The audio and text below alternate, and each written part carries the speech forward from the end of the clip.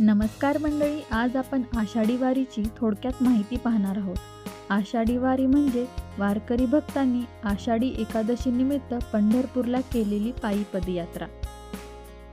यामध्ये आळंदी येथून संत ज्ञानेश्वर महाराज यांच्या पादुका आणि देहू येथून संत तुकाराम महाराज यांच्या पादुका पालखीत ठेवून ती पालखी सुंदर सजावट केलेल्या रथातून पंढरपूरकडे मार्गस्थ होते.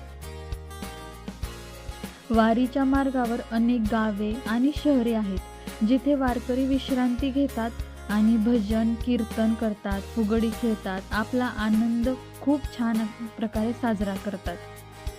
वारी ही केवळ एक धार्मिक यात्रा नाही, तर ती भक्ती, प्रेम आणि समता यांचा उत्सव आहे.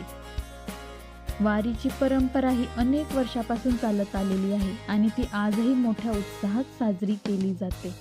रामकृष्ण हरी.